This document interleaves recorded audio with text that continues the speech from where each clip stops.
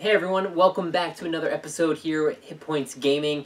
Today's going to be a little bit different of an episode. This is mainly my first impressions of the new Kingdom Death 1.5 update pack. Ooh, update pack, I was right. Finally got this in. It sparked my interest again in Kingdom Death. Hopefully I do another campaign soon. But real quickly, I just wanted to show you some of the interesting components that came with this and some of the cards that I wanted to highlight to you. I know there's unboxing videos out there, so you can definitely check those out. But one thing, well, a few things I want to go over. Here's the first insert that you see, and right away they do this priority target token. A better explanation of it, basically if you have to be picked as a target, you are the first person, obviously, that the monster goes after, but then after that, the token's discarded. So I know there's a lot of confusion. I'm pretty sure that this is a difference in the rule, so after the monster does attack you, that token goes away. It's not like at the end of the monster's turn, so you don't get attacked multiple times. There are these Endeavor tokens, which I really enjoy. I'm sure if you watched any of our playthroughs, we've made mistakes on how many endeavors we actually have, and then, you know, the settlement phase goes so long, and I kind of forget and I make mistakes. So something very simple like this is really great to have. I like that. And then you see this re-roll token. That intrigued me right away, and I'll get to that in a little bit. Pretty sharp. Of course, they came with this upgraded hunt board. Nice hard material here. They've added this special event section of the grid, and obviously, so this is a lot better than the flimsy piece from the first campaign that they sent out, and I'm glad that the upgrade pack did come with this. We have new, well, definitely locations. You know, so your bonesmith, your weapon crafter, stone circle, a lot of things on here. I can't tell if they've changed right away. I'm sure some of the recipes have changed, but I've noticed that there's some new weapons on here. The bonesmith has the bone club, which looks like an awesome item right off the bat. So some new, same locations, just updated, so I'm interested in going back to these. Then it came with a bunch of new cards. There's a new gold knight. The Gold Knight is the new boss monster that comes with this, and that extends the original campaign. So the original campaign went up to 25 years. That's when you fought the Watcher, and now the Gold Smoke Knight. Yep, it extends. So it looks like you fight the Smoke Knight at the 30 year, and then there's some more years beyond. So I don't know if you have to keep fighting the Smoke Knight or what, but it seems like there's more beyond the Watcher. There's a new story event that comes into play where you can. You know, I think your lantern, spoiler alert, your lantern goes out, and now you have to go fight the Smoke Knight. You can, make the weapons that you've crafted even better. Iodize the weapons. I think you can do that too. So I'm not reading that far ahead. I kind of want to experience it, but I see, you know, the new card, so it comes with a new, monster deck, hit location, and whatnot for the Smoke Knight, and new... a bunch of new cards. I haven't gone through them all, but I want to show you some of the cards that I did pull out that I just want to point out some pretty cool things right away. So, the Butcher, okay, hit locations now have some critical wounds. Before the Butcher, you could not crit, so they've done that. Some new innovations, and I keep saying new, I apologize. Some updates to the original innovations. So, Song of the Brave. This is when you do arrive on the showdown board, you get to remove a negative token, which is pretty helpful. And each non-death survivor, you can select the Path of the Brave right away. That's pretty sharp. Then they have Face Painting, Sculptor, and Sacrifice. I remember that we pulled these cards multiple times, and they basically did nothing the first campaign. I'm not going to waste an endeavor on any of these. But now they've updated it. So some of these are actually pretty cool. And I'm going to say that I forgot what they do. But I'm looking at them now. You can add +1 to your intimacy rolls. Oh, it looks like you put some makeup on and you get better to your intimacy rolls, which, I guess that helps. Sculptor. You study the instant statue, roll a d10. On a 6 more, gain the recorded fighting art, so I think you can gain fighting arts from other survivors. And then sacrifice, you may now do so even if you're retired. Ooh, there's a way for you to go out and hunt even if you're retired, so that's pretty sharp. Another one is cooking, which right away seems awesome because there's a +1 endeavor. So whenever you go cooking, or whenever you haven't cooking, you come back with an extra endeavor. I really like that, because once you got cooking, it was hard to actually cook the recipes. You needed a lot more resources to actually utilize this information, innovation. So here's another reason of why you would select it early.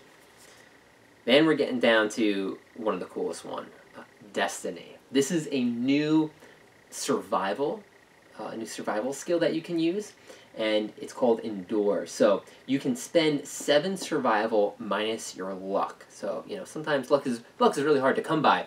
So if you had 1 or 2 luck, you would have to spend 5 survival, and it allows you to ignore a severe injury before you roll. So here's a way to keep those survivors around as long as you're lucky and you have a high survival limit. So I think they wanted to... Yes, there's still that random element in the game where your character can just die, instantly, especially on like some of the random story events. But during the showdown, here's another way to increase your chances. If you have high survival, if your luck's really high, you can stay in the game a little bit longer. So I do enjoy Destiny. Here's the one that I've been waiting for a very long time. Survival of the fittest. Okay, because we all know that going this route in the beginning was not worth the risk. Usually you have to roll 2 dice when you do your intimacy rolls, and I think the other one that we always did, at least in our campaigns, you got to select the highest result, which is great. Survival of the fittest, you had to select the lowest result. So if you roll a 1, both the male and female perish. On a 2 or 3, I think the female perishes during the intimacy, which is horrible, and it wasn't really worth it. I think you got +1 strength for your newborns. It's not worth it for me to lose people. And what is that? 2 dice, 30% chance, on both dice. It's rough, okay? But they've increased the rewards. So not only do newborns, but all existing survivors gain +1 strength and +1 evasion. Okay, right there, I'm on board. +1 evasion to start, that's excellent. But it doesn't stop. Once per lifetime, a survivor may reroll a single roll result.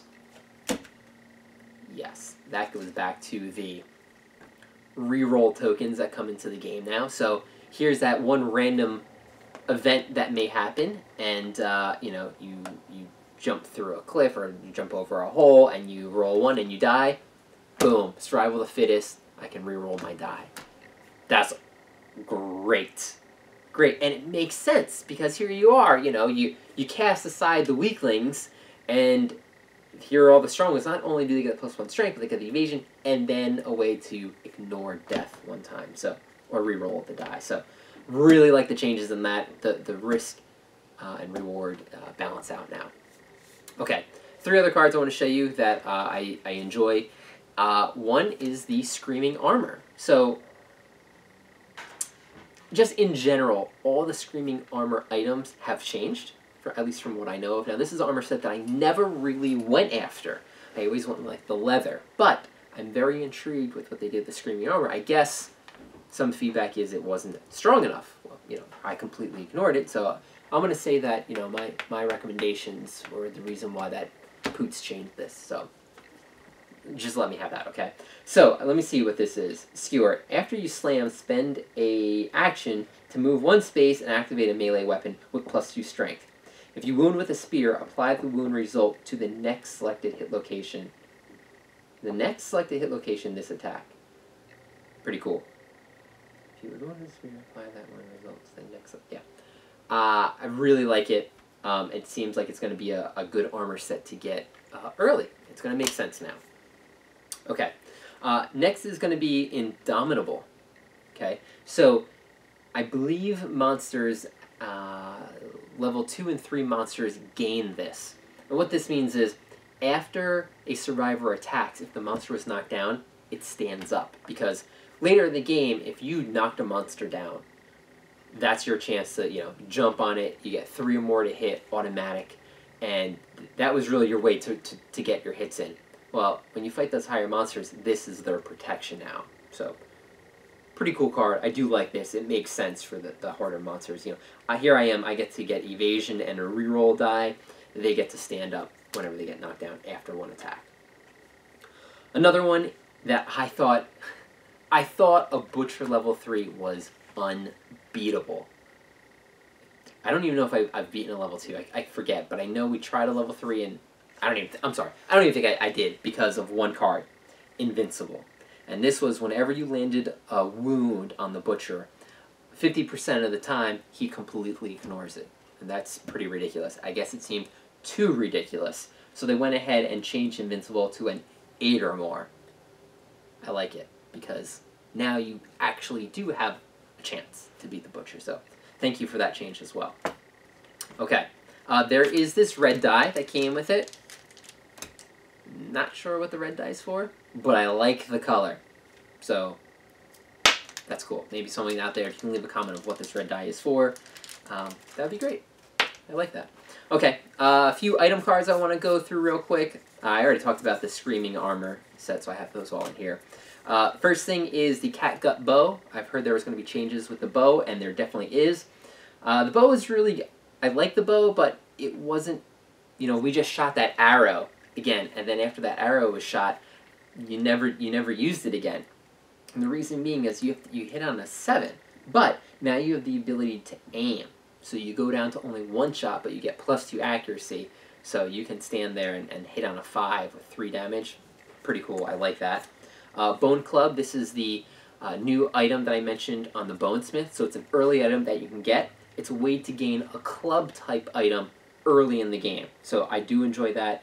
2 attacks, hits on 6s, 5 strength. But here's the thing. You have to spend your movement to swing this. So you basically have to be next to the monster to start your turn, and then you swing this club. I'm loving it. I think this is going to be one of the items that I get very early on. Next, we have the First Aid Kit. I never built these before. I don't know if I just never had the location or I didn't strive for it. But I can see here, as an action, you can remove a bleeding or negative attribute from yourself or an adjacent survivor. And it has green attributes or affinities all over.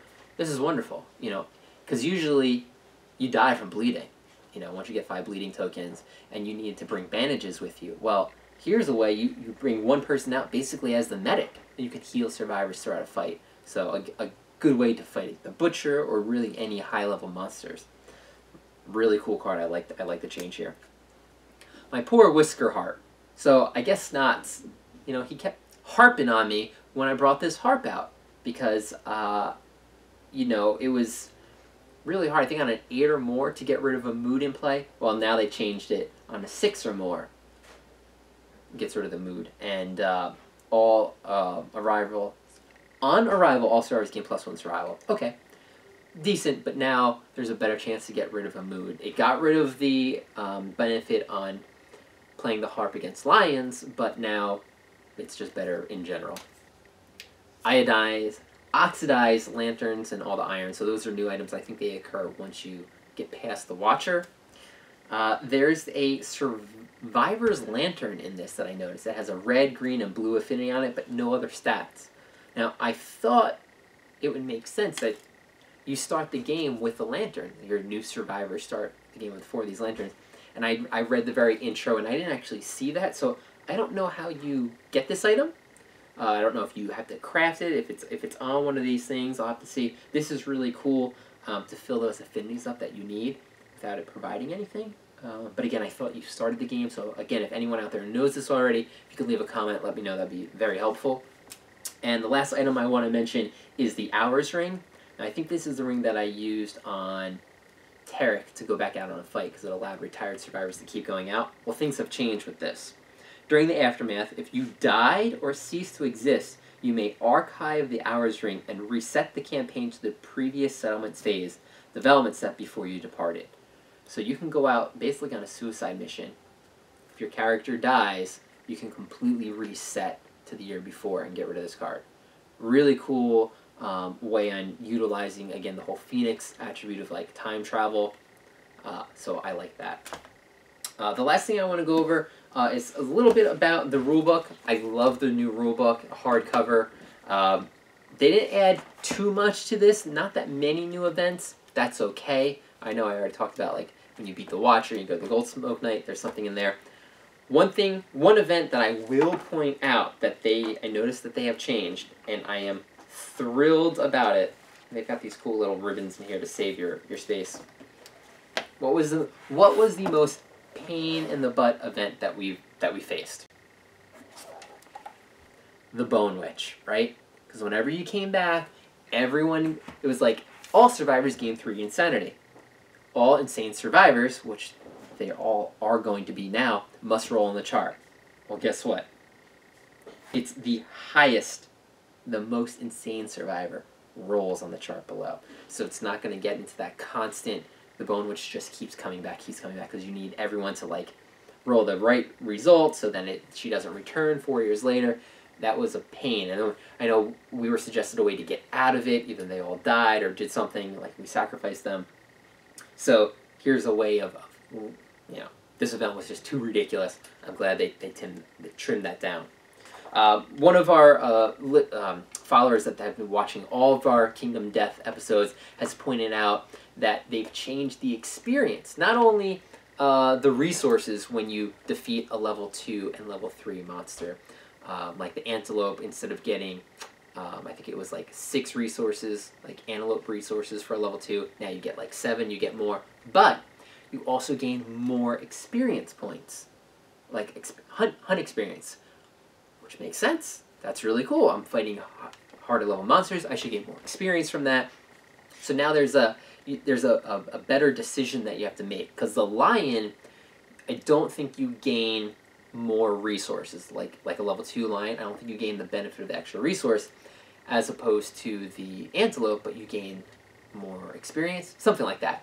I really like how they did that with the level 2 and level 3 monsters. Also, there's been some tweaks with the Nemesis encounters. When you defeat them, I think you can automatically have someone learn, like, be proficient in a particular type of weapon. Like the Butcher is axes, the King's Man is like spears, or is that the Relic Knight? I don't know which one, but they all have a particular weapon proficiency that you can get right away, and you can also gain bonus experience if you fight them with a particular weapon. I think the Hand allows you to, if you defeat them, you get Fist right away, which is really cool. I really like the proficiency with the Fist. One thing that I noticed didn't change, and please tell me if it has. If anyone knows this, please let me know. The hand fight itself. If you watched my videos in the past, I despise the hand fight because really cool mechanism on how to defeat him. He's got those whole 3 different eyes that occur. But defeating him in that sense, the reward sucked. And it was better just to hold out, wait for the fight to end, and then he applauds, and you still get the rewards. I don't think that changed. They did not change that with this. I thought maybe they would give you a lot better rewards for defeating the Hand. They have not. So maybe I'm missing something. So someone out there, please let me know. Again, I'm asking for all you guys to point things out. I appreciate that. But yeah, the hand fight, again, I'm going to have to just try to avoid him, because why would I fight him to the end? I don't know. So please point that out. Again, this is just a short little video of Kingdom Death and the update pack. I'm really looking forward to playing again. This allows us to go back. We've got the regular campaign to do again, because then you can fight the Gold Smoke. I still have the Knights to do. And I still have the Sunstalker expansions to go through, as well as the Flower Knight. Jeez, there's a lot. So we're going to get back into this game. I was waiting for the updated rules because I know there's going to be a lot. I think they changed, what are those, the Saviors? They changed those again so they weren't as ridiculous. I think I remember liking those changes too. And there's a ton of other changes in here. Again, I just want to point out some of my top ones, like Survival of the Fittest and the Reroll. Really, really cool. Last thing I want to mention is Andrea and myself and the fellow Hit Point gamers will be attending the PAX event in Philadelphia, PAX Unplugged. So if any of you are attending, let us know. I'd definitely like to meet up with any of our fans, watchers, anything. Maybe we'll play a game together, or we can meet up and just talk about board games. So we'll be there. It's towards the end of November. So definitely hit us up if you're going to be attending, and look for us there. And yeah, if you happen to bump into Adam Poots, let him know. We do campaigns here at Kingdom Death. I've reached out and said, hey, look, put us on an update like Gloomhaven. That's really awesome. But I would like to meet Adam in person and tell him like all the great feedback we've gotten from doing these campaigns and meeting all of you and going through this, and you guys keeping me straight with all the rules, because I know there's we still make mistakes, but yeah. So thanks for watching, and for all of you that are receiving Kingdom Death for the first time, enjoy, and yeah, let me know how you're making out, and best of luck. Thanks again, and we'll see you later.